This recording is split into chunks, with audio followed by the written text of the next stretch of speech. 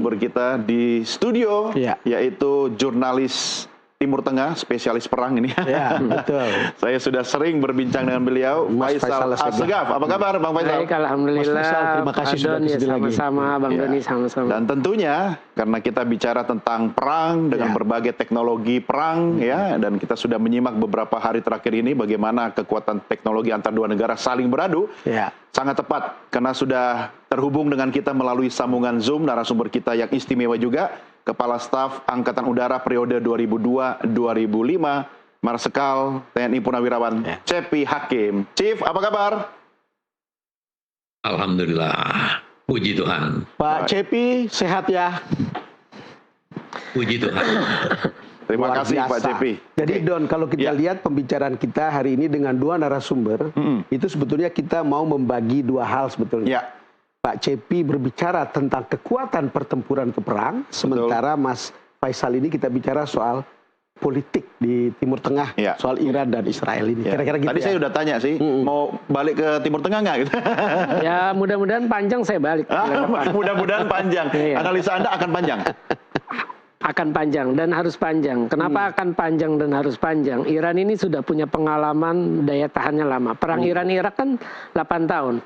Israel baru perang paling lama menghadapi Hamas di Gaza. Dari awal Oktober, 7 Oktober 2023 sampai sekarang. Itu boleh dibilang baru mau 2 tahun. Iran udah pernah 8 tahun, jadi masih jauh lah. Tapi kan Israel juga punya pengalaman tahun 67 dan 73 bukan? Iya, tapi nggak selama seperti lawan Hamas. Tapi kalau Iran udah punya pengalaman panjang, 8 Saya kira tahun. kita tanya ke Pak Cepi ya, sebagai orang yang sangat matang dalam militer, lalu kemudian angkatan udara lagi, dan kita mau dapatkan gambaran dari Pak Cepi untuk mengevaluasi ini perang sudah memasuki hari ke-7 Pak Cepi. Apa yang bisa Anda katakan setelah melihat 7 hari ini? Ya, untuk bisa memahami apa yang terjadi sekarang, saya harus cerita dulu agak panjang ke belakang. Boleh nggak? Bisa? Silakan. Ya. Jadi sejarah perang itu adalah berawal dari perang tradisional di daratan, kemudian perang berlapis karena laut sudah bisa digunakan, kemudian menjadi perang total setelah udara digunakan, dan kemudian udara dan ruang angkasa serta cyber war digunakan, maka perang menjadi total and smart war namanya. Orang mengatakan asimetrik dan lain sebagainya. Tetapi yang harus dipahami di sini adalah bahwa kita berada atau di awal tahun 2000-an kita memasuki era namanya cyber world.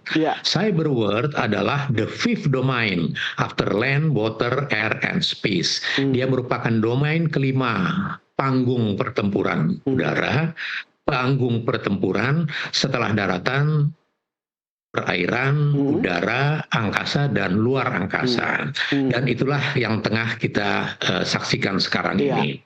Nah, teater perang yang berlanjut kalau kita mengikuti sejarah panjang itu memang di Timur Tengah. Sehingga banyak orang berspekulasi Timur Tengah ini adalah laboratorium lapangan dari global military industry. Ya, tetapi itu terlalu jauh, nanti itu ke konspirasi teori dan sebagainya. Saya pikir kita nggak perlu ke sana. Tapi saya kembali bahwa dengan smart total dan smart war, maka perang itu menjadi semacam analoginya orang bermain catur. Ya, bermain catur tuh bagaimana? Ambil pion, ambil skat, ambil ini. Tapi pada satu ketika, pada saat dia terpepet, ini dua pihak ya, yang bisa satu kepepet, bisa satu memang merasa, oh saya tidak punya jalan lain, saya harus pakai nuclear armament. Makanya seperti main catur, dia akan mengatakan skat, maka akan terhenti sebentar kan, mereka konsolidasi, bagaimana nih. Itu yang kita saksikan sebagai gencatan senjata. Contohnya adalah pada teater pertempuran air battle di Kashmir, ya. Bagaimana saling menyerang, tiba-tiba saja langsung ceasefire, gencatan senjata.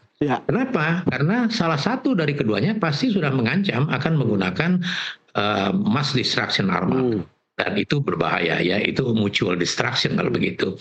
Dan yang harus diingat, India dan Pakistan sama-sama memiliki senjata nuklir, seperti juga Iran dan Israel. Ya.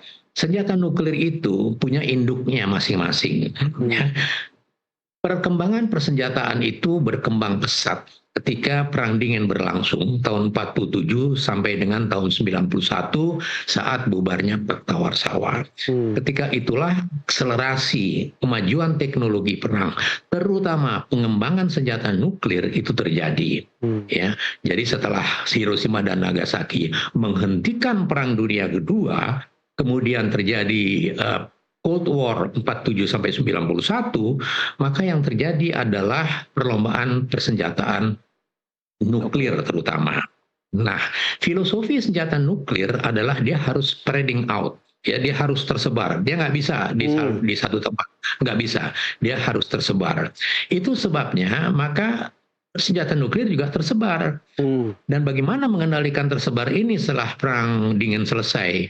Ya, itu sebabnya kita saksikan beberapa negara koalisi atau konco-konconya NATO dan konco-konconya Pakta Warsawa itu memiliki senjata nuklir. India, Pakistan, Korea Utara, Iran, Israel terutama dan sebagainya. Sehingga sistem senjata nuklir itu merupakan sistem dan boleh dikatakan dia sebagai global system. Kita bisa melihat peran bagaimana global system ini berjalan, mulai dari Teluk Babi. Ya. Pada saat Presiden Kennedy ingin mengirim 1 batalion pendarat marinir ke Kuba, ketika itu Uni Soviet bilang, kalau Amerika masuk ke Kuba, saya akan turut serta di situ. Maka dibatalkanlah Teluk Babi. Berikutnya, pada waktu Trikora, Belanda itu anggota NATO, dan Amerika sudah memperhitungkan persenjataan Indonesia ketika itu. Ini nggak benar kalau begini. Jadi akhirnya ditengahilah, selesailah Trikora. Ya. Dan itu berlanjut selalu begitu. Yang terakhir adalah ketika Donald Trump ingin menarik kekuatannya dari Afghanistan, dia memerlukan ngomong dulu, bertemu dulu dengan Kim Jong Il.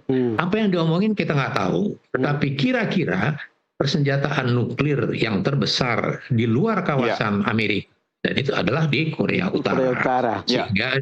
Sehingga dia memerlukan deal gitu. Mungkin untuk sementara gitu dulu ya. Nanti saya kita mau tahu yang di Timur Tengah ini sekarang, Pak Cepi, antara Israel dan Iran ini. Kira-kira setelah Pak Cepi melihat selama 7 hari ini, apa evaluasi utamanya? Ya, begini. Terutama sekali Israel ya, sejak didirikan oleh David Ben Gurion tahun 1948, dia filosofinya adalah control full of the air. Ya. Dia mengatakan David Ben Gurion ini mengatakan bahwa the quality of living itu impossible tanpa full of control of the airspace. Jadi dia sudah tahu posisi dia yang berada di tengah-tengah musuhnya. Dia harus buat angkatan perangnya dengan desain yang ofensif, sekaligus sistem pertahanan yang sangat solid. Ya. Kemudian kita mengetahui tentang Iron Dome, tentang Aero 2 dan sebagainya. Iron Dome ini adalah turunan dari strategic defense inisiatifnya Ronald Reagan tahun 80-an. Ya. Jadi dia turunan dari sebuah pagar imajiner yang dibangun Ronald Reagan pada waktu itu. Pagar imajiner untuk melindungi ICBM, Intercontinental Ballistic Missiles, dari Pakta Warsawa yang menuju negara-negara NATO. Makanya waktu itu mulailah terkenal dengan namanya Star War. Ya. Nah, turunan itu didesain oleh Israel dengan membentuk Iron Dome. Nah, Iron Dome itu adalah pagar imajiner berbentuk dome, berbentuk kubah yang dapat menahan serangan udara dari Hamas, Hizbullah, Houthi dan sebagainya. Dia pada prinsipnya menahan serangan yang dari jarak pendek. Dan ini dipelajari ya, dipelajari. Saya kurang tahu sisi politiknya. Tetapi serangan-serangan kecil-kecilan yang selalu bermunculan menyerang Israel yang tidak pernah bisa menembus Iron Dome, itu adalah merupakan kajian bagi Iran. Bagaimana caranya nih? Serangannya ke situ. Untuk menembus itu. Itu sebabnya pada tanggal berapa itu serangan masif yang oleh Iran itu luar biasa. Karena apa? Dia menyerang dengan sistem rudal balistik ya. Rudal balistik itu dia keluar atmosfer dulu, baru masuk kembali ke sasaran yang sangat presisi ya. Tapi dia sekaligus jarak menengah, jarak jauh, dan juga jarak pendek yang mengangkut ratusan drone. Sehingga sebegitu rapatnya Iron Dome tembus juga akhirnya. Itu adalah satu studi yang panjang yang saya yakin itu kerjaannya R&D di Iran, bahwa bagaimana caranya menembus itu. Dan itulah yang kita saksikan kemudian. Dan Israel itu sangat terkejut bagaimana dia begitu mengandalkan, dia begitu tinggi self confidence dalam sistem air defense-nya. Bisa tembus. Dia nggak habis pikir itu. Makanya dia marah sekali dan dia kemudian menyerang. Untuk sementara. Ini juga menarik ya Bang Don. Kita kan selama ini menganggap Israel itu kan tak tersentuh gitu kan, tapi bisa tembus juga gitu kan. Gimana evaluasinya Mas Faisal kalau lihat setelah 7 hari ini? Ya kalau saya lihat pertama bisa dibilang Netanyahu ini salah hitung. Salah hitung ya itu tadi, karena pertama Iran itu sejak 1979, sejak kemenangan revolusi Islam kan ada pergantian dari kerajaan rezimnya Shah Pahlavi ke rezim Mullah. Dan sejak itu mereka menyatakan bermusuhan dengan Israel dan Amerika. Itu kan satu paket. Nah, Amerika menerapkan sanksi politik, ekonomi, dan militer. Artinya Iran harus mandiri, memenuhi kebutuhan ya secara bagaimana bertahan secara politik, ekonomi, dan juga militer. Nah, saya melihat kenapa akhirnya Netanyahu memutuskan untuk menyerang Iran, karena perencanaan intelijen Mossad di Iran itu sudah bagus. Makanya terbukti serangan 13 Juni dalam setengah jam 6 komandan militer seniornya Iran, termasuk Panglima Angkatan Bersenjata Jenderal Muhammad Bagheri, Komandan Garda Revolusi Jenderal Hussein Salami itu tewas hanya dalam setengah jam. Sangat presisi ya. Sangat presisi karena itu emang udah diikuti. Di rata-rata petinggi politik dan militer Iran itu tinggalnya di utara Teheran. Itu daerah elit, ring satunya Iran.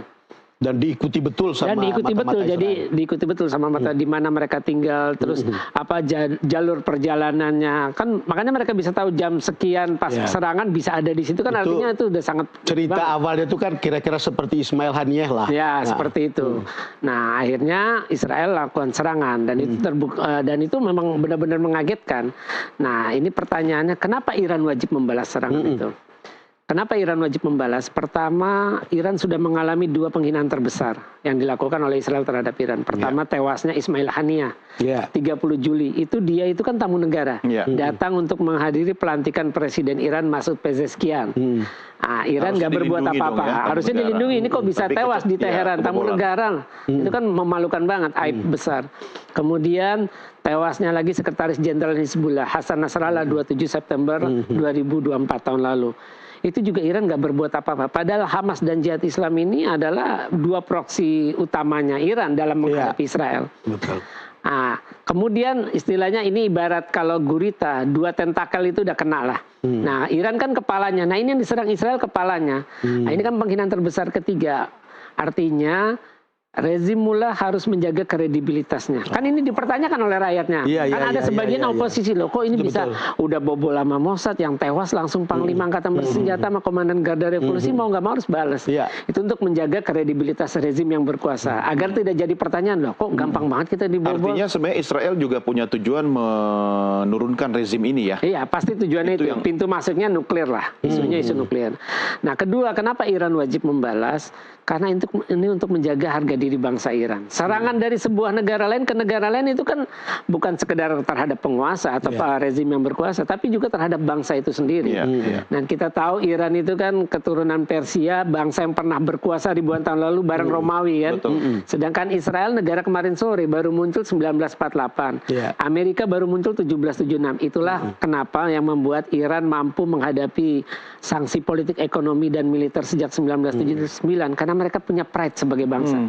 Istilahnya, gue ini peradaban ribuan tahun, lo negara kemarin sore gitu. Mas Faisal. Satu lagi, yang ketiga, serangan balasan ini harus dilihat sebagai sanksi militer terhadap Israel yang sudah pongah.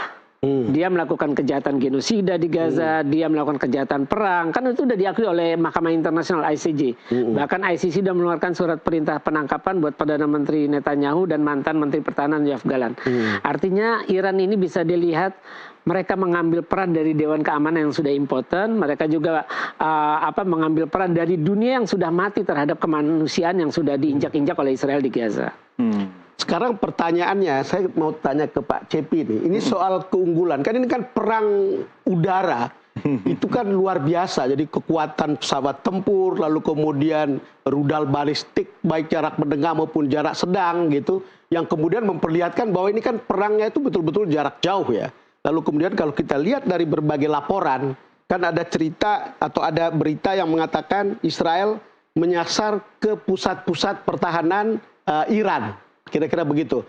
Kita belum tahu persis benarnya apa, tapi kan ini kan kita mengutip dari berbagai sumber berita yang kita dengar maupun yang kita tonton begitu.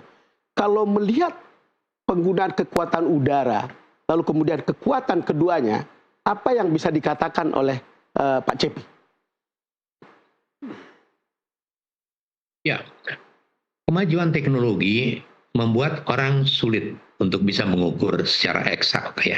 Tetapi untuk diketahui bahwa perang zaman modern, perang total dan perang smart itu adalah sekali lagi seperti main catur. Dia cari kepalanya aja, dia cari skak lah, kalau nggak skak step. Itu selalu sasaran utama. Dan ini perang sekarang ini tidak lagi tentara dengan tentara, Pak. Iya, betul. Perang ini negara dengan negara. Ya, lebih dalam lagi sistem melawan sistem, sistem yang sangat high tech, ya, sangat high tech, network centric system namanya, ya, di mana itu dikendalikan oleh command and control center yang minimum ada 3, Pak. Yang pertama itu pasti underground, yang kedua pasti airborne warning. Dan yang ketiga pasti satellite base. Mengapa? Karena begitu control system dihancurkan, maka selesai, Pak. Itu sebabnya walaupun sistem senjata sekarang sudah memiliki akurasi yang tinggi, mempunyai speed, power, and accuracy, tetapi di pihak defense, ya, di pihak dalam studi pertahanan, maka sistem pertahanan pun memiliki yang juga sangat high-tech tersebut. Kalau kita lihat serangan-serangan dari Israel maupun serangan-serangan dari Iran, itu tidak ada yang sporadis, Pak. Sporadis itu mungkin kemasannya sporadis, tetapi di dalam sporadis itu ada titik-titik tertentu yang menyasar kepada sasaran-sasaran target-target yang sudah diperhitungkan. Dan tidak sekedar diperhitungkan begitu aja, Pak. Diperhitungkan itu dengan data intelligence, dengan artificial intelligence, dengan penggunaan drone, dengan autonomous system dan lain sebagainya. Network centric system. Dan itu sulit, Pak, untuk diukur. Tetapi kalau melihat keberanian Iran berhadapan dengan Israel, kita bisa menimbang-nimbang, kita bisa mengira-ngira bahwa dia sudah memperhitungkan benar, bahwa dia sudah mempunyai kalkulasi, dia sudah mempunyai calculated risk untuk berkonfrontasi dengan Israel. Karena dia tahu betul antara lain Israel lebih banyak ketergantungannya kepada Amerika. Iya, betul. Ya, dan tidak mungkin juga ya, Bang Don, negara seperti Iran itu ngasal kemudian memberikan serangan kepada Israel. Pasti udah dihitung semua. Makanya menarik pernyataan Pak Cepi tentang bahwa itu pasti sudah diperhitungkan. Ini Mas Faisal ini kan sudah berkali-kali ke Iran. Ya, tapi sebelum kita tanya kapan ke Iran lagi, kita break dulu, Bang. Oke, baik pemirsa, jangan kemana-mana. Downcast akan segera kembali sesaat lagi.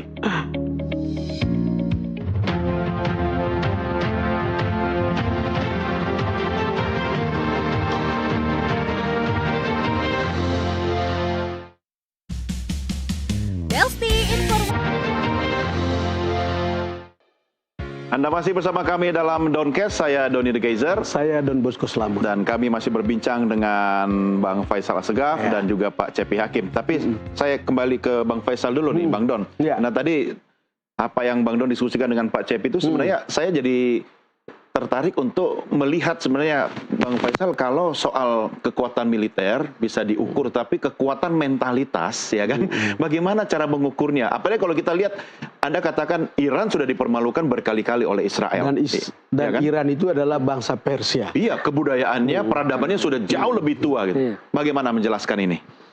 Ya kalau dilihat mentalitas ya kita bisa saksikan sendirilah, apa dari tahun 79 mendapat sanksi ekonomi, politik dan militer, tapi kehidupan berjalan normal. Ketika saya di sana ya tetap mall tetap rame, kuliner juga jalan, pendidikan jalan, kampus, lalu lintas, transportasi semuanya berjalan seperti biasa.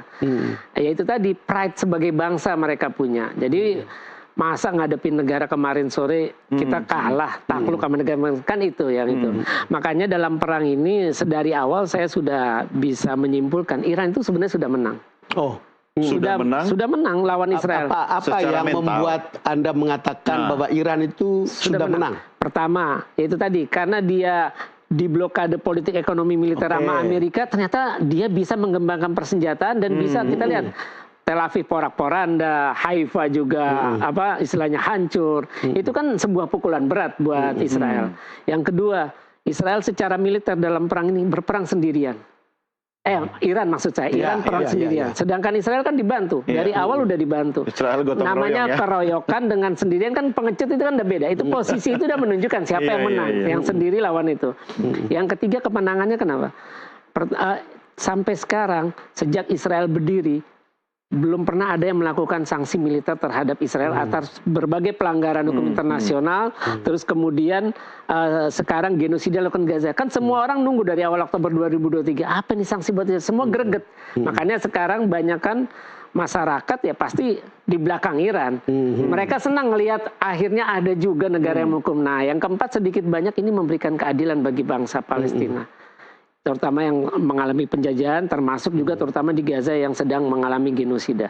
Itu sebuah kemenangan. Ketika dunia diam, termasuk PBB, termasuk negara besar Amerika, Inggris, Prancis, Rusia, Cina ya dengan berbagai kepentingannya, Iran berani memberikan sanksi militer yang itu yang ditunggu-tunggu oleh bangsa Palestina. Politik nggak ada, sanksi buat Israel, ekonomi nggak ada. Nah Iran memberikan yang nyata, militer itu jauh lebih menyakitkan. Ya ini kan cerita kita karena ada semacam sentimen yang sudah lama kan. Lalu kemudian kita mengatakan dalam posisi seperti sekarang, Iran itu sudah bisa dianggap menang gitu kira-kira. Tapi sejarah, saya ingin menanyakan ini ke Pak Cepi.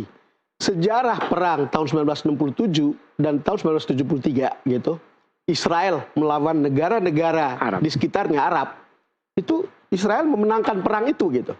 Artinya dalam sejarah pertempuran ini kan ada cerita-cerita seperti ini. Sementara kita sudah melihat dari berbagai segi yang sudah dinyatakan oleh Mas Faisal, sebetulnya sampai sekarang ini Iran harus dianggap sebagai pemenang sementara ini. Menurut Pak Cepi, ketika lihat pengalaman perang Israel lawan negara-negara di sekitarnya, apa yang bisa dikatakan? Ya, kalau kita melihat sejarah perang di Timur Tengah, di mana Israel begitu dominan, karena pada ketika itu yang siap perang itu Israel, dan dia mempunyai pendukung yang luar biasa. Dan negara-negara Arab dengan segala maaf dia tidak bersatu, Pak, tidak bersatu. Ya itu kelemahan terbesar saya pikir. Dan benar bahwa secara mentalitas, kredibilitas Iran belakangan ini itu muncul sangat kompak dalam pengertian dia sangat solid. Contohnya adalah rudal balistik yang bisa mencapai 1.400 km itu dinamain Qasim, dinamain Qasim, Qasim Sulaimaini yang dibunuh oleh Israel. Jadi bayangkan dendam kesumat yang begitu besar ditaruh dinamain ditaruh nama di rudal balistik itu.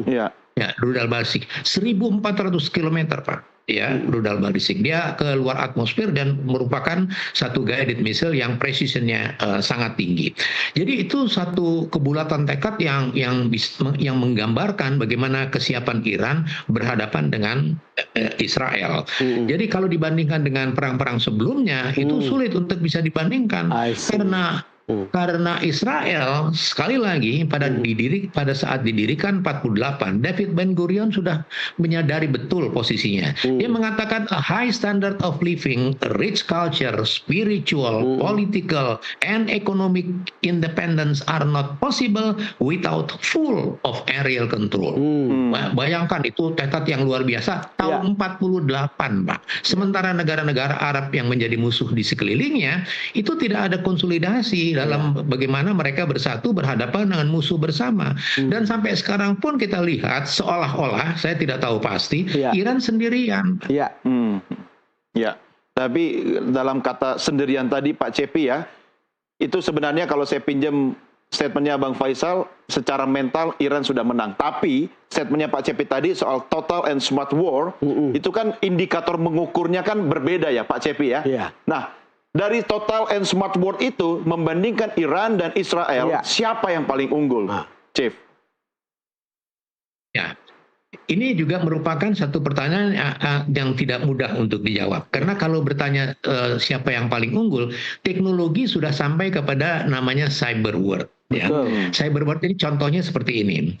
Orang sekarang tidak mendesain lagi Pak pesawat fighter aircraft yang high tech dan sebagainya. Terlalu mahal dan terlalu lama. Sekarang orang menggunakan drone, Pak. Cyber itu 3, ya. Cyber itu tandanya tuh 3, cyber itu. Artificial intelligence, autonomous system, dan penggunaan drone. Drone tuh murah banget sebagai alat utama sistem senjata. Ya, sehingga kalau kita mau mengukur kira-kira siapa yang akan menang di total and smart war ini, jawabannya satu Pak, the smartest Pak yang akan menang. Dan bagaimana smartest itu menang? Bagaimana mereka mengolah? Sekarang ini Pak. Ya, sekarang ini yang terjadi antara Iran dan Israel itu yang bekerja terus 24 jam adalah Research and Development Division tentang bagaimana pertahanan dan offensive system didesain, Pak. Dia tidak berhenti, Pak. Ini kalau perangnya berhenti, tapi mereka itu berjalan terus, Pak, R&D. R&D ini didukung oleh siklus dari education and training, dan dia juga tidak berhenti, Pak. Dan ini yang terjadi di Israel dan Iran dan sekarang di China, Pak. Bayangkan kita melenceng sedikit. China itu sekarang membangun sistem senjata yang ugal-ugalan, Pak. Dia nggak peduli lagi dengan sertifikasi global. Dia sertifikasi sendiri aja, dia jalan sendiri aja. Kenapa? R&D and education and training. Kenapa? Karena dia berhadapan dengan domain baru, teater pertempuran, air battle yang berjudul Total and Smart. Sekarang begini Pak, ini mungkin saya mau tanya ke Mas Faisal ya. Ini pikiran awam sebetulnya, nanti mungkin Pak Cepi bisa meneruskan. Pikiran awam ketika persenjataan Israel itu bisa menembak sasaran dengan presisi, termasuk terhadap pemimpin-pemimpin militer Iran, termasuk intelijen, kepala intelijennya, itu kan menggambarkan soal sophisticated dan superior teknologi dengan presisi yang tinggi gitu. Show off ya. Ya, kalau melihat itu kan kita bisa tahu, misalnya begini, pada satu saat Israel, sekarang kan ada cerita seolah-olah itu akan bisa membunuh atau menyasar ke pemimpin Khamenei. Kalau lihat seperti itu, kan kita bisa bilang, jangan-jangan kalau pemimpinnya sudah selesai, yang di bawah bisa tercerai-berai. Saya tidak tahu persis. Pengamatan Anda ketika ada di sana atau mungkin pengalaman seperti itu apa? Gitu.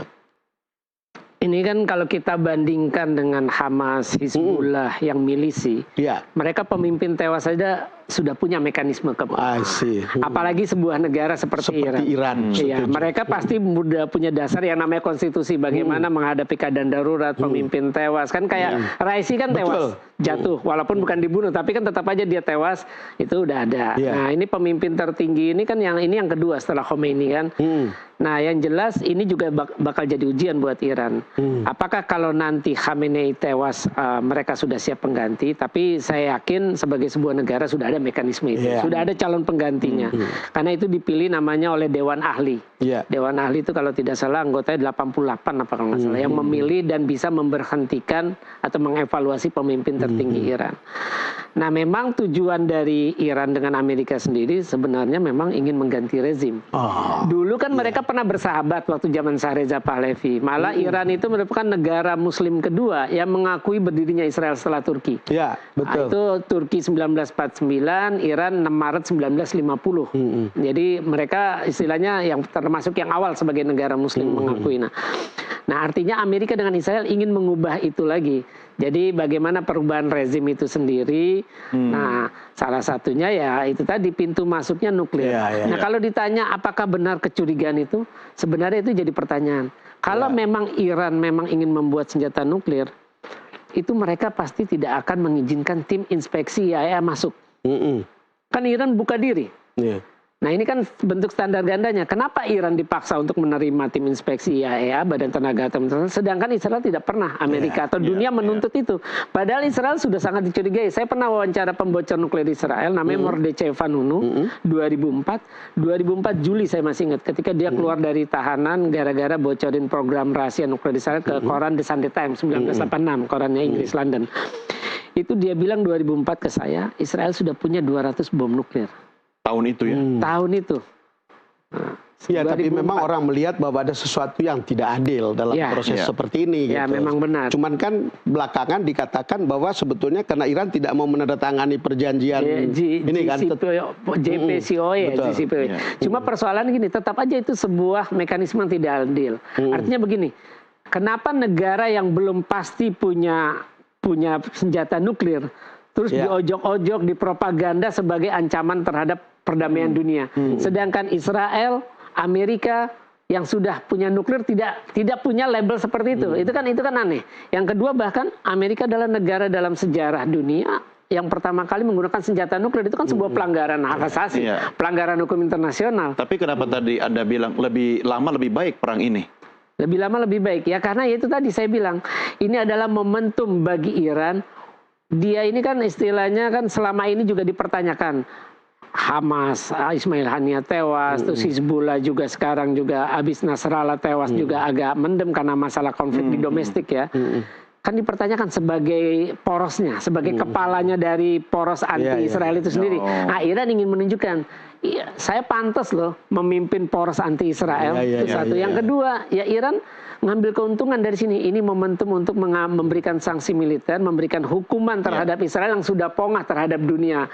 Menginjak-injak kemanusiaan. Negara lain diam, tapi sebenarnya bersyukur ya. Kalau Iran melakukan serangan pasti. Kita lihat semuanya pasti di Saya ingin tanya ke Pak Cepi. Satu lagi Pak Cepi. Ini kita berdasarkan berita, informasi yang kita terima yang mengatakan bahwa Israel bisa menyerang sebegitu dalam ke Iran dengan pesawat tempur, itu karena mata-mata Israel atau Mossad itu sudah banyak sekali yang sudah memahami situasi internal Iran begitu. Nah, dalam proses sebuah pertempuran, dalam pengalaman atau dalam pandangan atau dalam bacaan Pak Cepi, apa makna atau kenapa sampai orang Israel atau mata-matanya masuk ke situ, intelijen masuk ke situ, lalu kemudian memperlancar semua urusan perang, termasuk masuknya pesawat-pesawat tempur ke wilayah Iran? Ya, kalau kita berbicara tentang Israel itu dari sejak awal dia sudah total. Dia tidak punya pilihan lain kecuali dia harus total. Ya. Tadi ada pembicara menarik tentang selected target misalnya. Dia bisa membunuh si A, si B, si C di apartemennya, lagi di dapur dan sebagainya. Itu analisis yang beredar adalah bagaimana canggihnya Mossad. Di satu sisi. Di sisi lainnya adalah betapa canggihnya teknologi. Ya. Nah, guided missile atau peluru kendali, basic design dari peluru kendali adalah heat seeking, Pak. Dia mengejar panas. Heat seeking, dia mengejar panas. Jadi panas itu semua orang punya panas, punya temperatur ya. Pesawat, orang dan sebagainya itu ada ukurannya. Jadi dia mengejar itu. Makanya dia bisa terkendali. Nah, yang dibicarakan di beberapa kalangan dicurigai dengan bantuan Mossad, Israel itu sudah memiliki selected target dengan peluru kendali tertentu ya, entah roket, entah missile, entah apa, yang DNA seeking, Pak. Ya, walaupun ini mungkin terlalu berlebihan atau terlalu lebay ya. Tetapi kalau kita melihat realita, bagaimana dia memilih selected target yang persis kepada orang-orangnya satu persatu, bisa saja terjadi. Kita nggak tahu. Apakah itu namanya DNA seeking ataupun apapun seeking, tetapi itu adalah kerja intelligence, Pak, yang nanti kita baru tahu setelah berapa puluh tahun setelah ini mungkin. Tetapi itu sudah dimiliki oleh Israel. Kenapa dia sudah miliki? Karena memang dia born to be total, Pak. Dia membentuk Darul 448 itu dia total. Sementara negara-negara sekelilingnya belum total, belum melihat itu sebagai ancaman besar. Dia ini mungkin bisa diiniin, mungkin bisa begitu, dan masing-masing negara-negara Arab, sorry to say, punya pandangan sendiri-sendiri, Pak. Ada yang sudah membuka hubungan diplomatik, ada yang tetap konsisten dan sebagainya. Dan intinya sebenarnya adalah konflik kepentingan ini berdasar pada perebutan dua aja, Pak, sebetulnya, teritori dan natural resources. Itulah sebenarnya biang dari manajemen konflik. Ya, baik. Kita makin kesini makin asik, tapi kita harus rehat dulu ya. Kita akan lanjutkan diskusi kita sambil pemirsa juga bisa menyiapkan secangkir kopi atau teh. Tapi kalau di Iran apa itu, Bang Faisal, minumannya? Chai teh ya, sama lah ya. Sama, mirip-mirip lah ya. Oke. Cuma beda rasanya kalau di atas drone berterbangan ya. Oke, kita akan segera kembali. Tetap bersama kami, Downcast segera kembali sesaat lagi.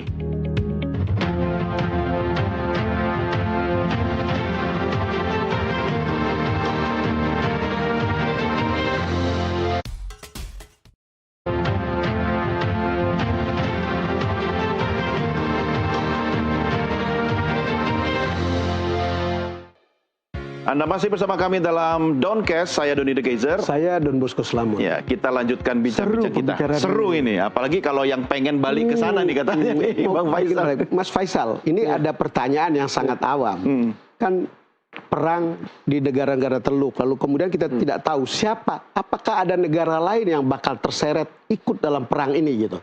Misalnya tiba-tiba ada sentimen tertentu, orang akan bela Iran atau bela Israel untuk kemudian terseret dalam perang ini. Yang jelas yang kemungkinan besar bisa terseret itu Amerika Serikat. Karena Amerika Serikat itu sekutu istimewanya Israel, tapi tentu saja Trump akan berpikir ulang. Kenapa berpikir ulang? Karena Iran sudah mengancam bakal menyerang semua pangkalan militer Amerika di Timur Tengah. Itu ada 28.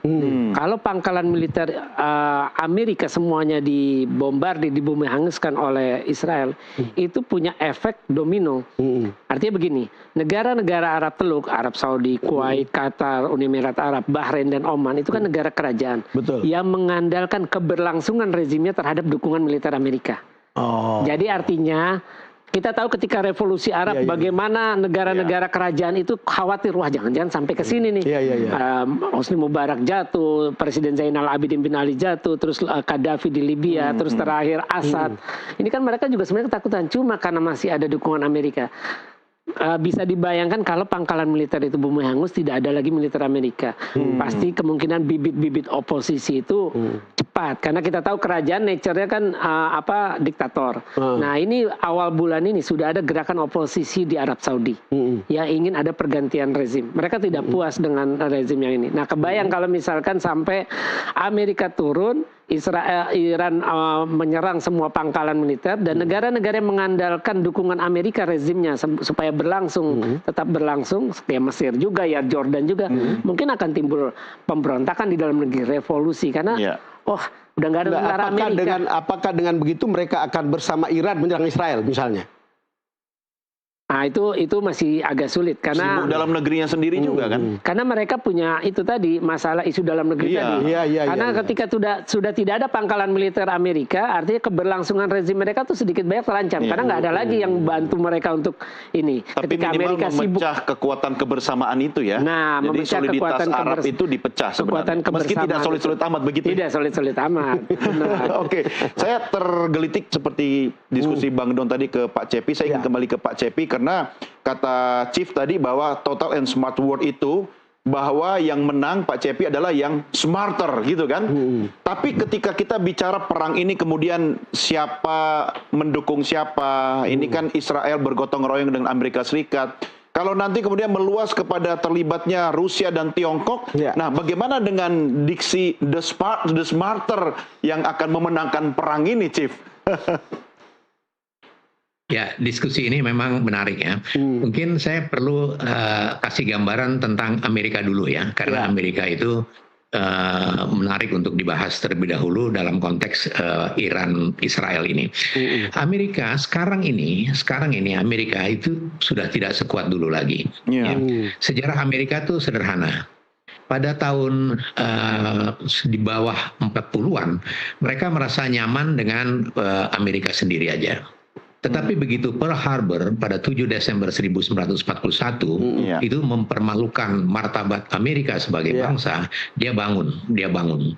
Dia marah sekali ya. Pearl Harbor itu adalah the turning point of global history dalam sejarah perang ya. Jadi setelah itu baru mereka membangun ugal-ugalan ya, mereka membangun kekuatan perangnya dengan jargon global vigilance, global power, global reach. Tahun 41 ya. Tapi tahun 41 tuh dia jelas sekali dia diserang Jepang. Sehingga dia mempersiapkan diri. Pada tahun 45 dia bom Hiroshima dan Nagasaki dengan bom atom, selesai sudah. Jepang selesai, bahkan Perang Dunia Kedua selesai. Ya, sehingga Amerika menjadi the superpower pada waktu itu. Tetapi kemudian berlanjut dengan Perang Dingin 47 sampai 91. Tidak bertahan lama, 91 bubar Uni Soviet sehingga dia menjadi the single power, the single superpower. Nah, yang menarik lagi adalah Amerika tidak menyadari bahwa dia kira dia sudah menjadi kekuatan yang paling kuat di dunia ini. Tetapi dia nggak menyadari bahwa negara-negara memang sudah tidak mungkin melawan dia. Tetapi non-negara itu masih menyimpan dendam. Sehingga 10 tahun setelah tahun 91, ya 47 sampai 91 Amerika itu the alert one namanya, dia siaga 1. Jadi nggak mungkin ada apa-apa. Dan ditunggu 10 tahun, dia sudah mulai kendor dari siaga 1 ke siaga 2 dan siaga 3, mungkin siaga biasa, ya siaga garnison biasa. Pada tahun 2001, dia diserang dengan 9/11 namanya. Dan serangan ini sering disebut sebagai the second Pearl Harbor. Tetapi, kalau Pearl Harbor itu jelas, yang nyerang itu Jepang dan datang dari luar. 9/11, dia diserang dari dalam sendiri. Pilot kamikaze yang menabrak Twin Tower dan yang mengarah ke Gedung Putih dan Pentagon itu flying schoolnya di Amerika, Pak. Tahun 2001. Jadi dia kebingungan siapa nih? Tapi ada kemarahan dia untuk membalas dendam itu tidak ada. Sehingga kita pernah dengar bagaimana Irak direkayasa harus dibom. Ya, itu untuk melampiaskan keputusasaan karena dia nggak tahu musuh dia siapa. Dan setelah dia ketahui, setelah dia identifikasi, itu Al-Qaeda dan sebagainya. Dan dia juga nggak tahu mau nyerang kemana. Ya, seorang guru besar di Monterey mengatakan bahwa jenderal-jenderal Pentagon ini keledai semua. Bagaimana dia nggak bisa menghancurkan Al-Qaeda yang kekuatannya itu di bawah dari kekuatan 1 batalion pendarat marinir Amerika. Dan kemudian ditanya oleh wartawan jenderal-jenderal di Pentagon, dia mengatakan begini, ya kalau orang kerja di laboratorium kan dia cuma tahu di ruangannya aja, dia nggak pernah tahu apa yang terjadi di lapangan. Maksudnya adalah Amerika sudah habis-habisan, Pak. Dia nyerang Syria, dia nyerang Afghanistan, dia nyerang Pakistan dan sebagainya. 10 tahun, Pak, tahun 2011, dia baru bisa membunuh siapa tuh namanya? Osama bin Laden di Pakistan. 10 tahun, Pak. Dan 10 tahun lagi dia menduduki Afghanistan, udah nggak tahan lagi juga dia. Bagaimana budget pertahanan nasional digunakan untuk global defense budget. Itu sebabnya kekuatan di Pasifik ditarik, pangkalan-pangkalan di Filipina ditutup dan sebagainya. Dia udah defisit, sangat defisit. Jadi dia habis. Makanya pada tahun 2021, 20 tahun setelah 9/11, dia mundur Pak dari Afghanistan. Makanya tersiar kabar yang lucu, from Taliban to Taliban. Karena apa? Dia udah kehabisan ongkos. Itu sebabnya dia pulang. Kalau ini kita bisa melihat berita terakhir tentang kehabisan ongkos ini pada waktu Jenderal Komandan McChrystal, komandan pasukan sekutu Amerika di Afghanistan, yang beberapa kali minta tambahan pasukan tidak diberikan oleh Amerika, sehingga dia curhat di majalah Rolling Stone namanya. Dia mengkritik kebijakan pemerintahan Obama pada waktu itu. Itu di majalah Rolling Stone Pak, bukan di Washington Post, bukan di New York Times. Tetapi Rolling Stone ini sampai di meja Obama, dia langsung dipanggil, langsung dalam waktu 15 menit dia disuruh mengundurkan diri, dia diganti oleh General Petraeus namanya. Itu adalah bagaimana mencoloknya, bagaimana pembuktian bahwa memang udah nggak ada ongkos lagi pada waktu itu. Dia tidak punya lagi dana untuk mendukung pasukan-pasukan di luar Amerika ketika itu. Nah, kalau kita proyeksikan ke sekarang ini, Iran Israel, dia ada hambatan itu sekarang ini. Orang kan bertanya, kenapa dulu rame-rame? Dulu rame-rame, Pak. Israel itu rame-rame didukung Amerika, Prancis, Jerman, Inggris dan sebagainya. Sekarang nggak ada, bahkan ongkosnya udah nggak ada, Pak. Ongkosnya udah tergerus banyak. Berarti dan nambah dong, Chief. Bukan cuma the smarter, tapi the richer ya. Biasanya itu berbanding lurus juga tuh. Yang menarik sebetulnya Don, yang sekarang ini kan ada semacam cyber kan. Cyber, ini dia. Jadi itu ada propaganda, betul, lewat media, apalagi lewat media sosial. Itu aja Bang, sehingga yang orang seperti kita, stasiun TV-nya kan, orang seperti kita atau publik itu merasa involved dengan perang ini gitu, seperti dekat sekali. Ini kan dalam strategi perang, Pak Cepi, cyber dan propaganda ini kan dianggap perlu dan penting begitu kan? Gimana? Itu yang utama. Kalau kita melihat bagaimana Amerika menguasai media ya, global media itu dikuasai Amerika Pak dari sejak tahun 47, mungkin sampai 5-10 tahun belakangan ini. Dan sekarang yang menonjol kalau kita lihat Pak, media itu hanya CNN, Al Jazeera, sama CGTN Pak, China Global Television Network. Dan itu adalah perang media, dan itu adalah influencer the best priority yang harus diberikan untuk memenangkan perang, untuk memenangkan perang dalam arti sesungguhnya. Dia adalah the best tools ya untuk mempengaruhi. Karena ya secara psikologi kalau orang sudah merasa wah gua kalah nih, kalah benar ya Pak. Iya. Ini itu beliau ini kita sekarang dijajah medsos. Mas Faisal ini kan jurnalis, kita sama-sama jurnalis. Soal perang opini ini. Sepanjang pengalaman Anda ketika kan pergi ke Suriah, pergi ke Iran, ke Palestina, negara-negara yang selalu bertempur. Apa pengalaman Anda soal perang opini atau cyber seperti ini di media-media? Ya kalau kita lihat konteks secara perang Iran Israel sekarang itu kemarin kan sempat ramai tuh Bandara Ben Gurion, pesawat hancur, ternyata itu AI. Terus juga tentang Netanyahu yang kabur ke Yunani, ini juga hoax, besoknya dia muncul di Tel Aviv. Nah cuma memang Israel itu dari sejak perang dengan Hamas, perang Gaza, mereka selalu melakukan total blackout. Total blackout. Termasuk yang sekarang. Maksudnya apa total blackout? Jadi jumlah kematian tentara, terus tentara yang luka, ini dalam konteks perang Gaza ya, itu mereka tutupin. Makanya kita lihat kan apa yang di video-video yang dirilis oleh IDF dalam perang Gaza itu cuma tentara nembak ruang kosong. Beda dengan yang dirilis oleh Jihad Islam atau Hamas. Itu kan jelas kelihatan orang nembak, malah ada yang naruh ranjau di deket tank langsung nempel terus meledak. Jadi nggak dibuat-buat, istilahnya kelihatan banget gitu. Dan baru kita tahu belakangan ternyata banyak tawanan Israel juga di tempat Hamas kan. Nah iya. Kan hal-hal itu kan kita tidak dengar sebelumnya, jumlah jumlahnya. Iya. Itu kan itu Bang Don, gaya-gaya waktu Amerika Vietnam dulu kan, satu mati di Vietnam bilangnya 10, kebalikannya di Amerika gitu. Iya, seperti itu. Jadi saya pernah Januari itu saya pernah dapat data, itu sebenarnya Januari ya, Januari kemarin, itu tentara yang Israel yang udah tewas dalam perang Gaza minimum 5.000. Dan data dari asuransi nasionalnya Israel, tentara Israel yang udah luka, ini tentara dan perwira ya, tewas ataupun luka, itu 72.000, itu Januari loh. Januari. 72.000 mencakup 12.000 yang cacat tetap, ya buta, ya lumpuh, ya potong tangan, terus sama kaki kepotong. Itu yang tidak pernah dirilis. Itu yang nggak pernah dirilis. Kenapa tujuannya? Itu untuk menjaga mentalitas dari masyarakat Israel. Kebalikannya dengan menjaga mentalitas masyarakat Iran tadi. Iya.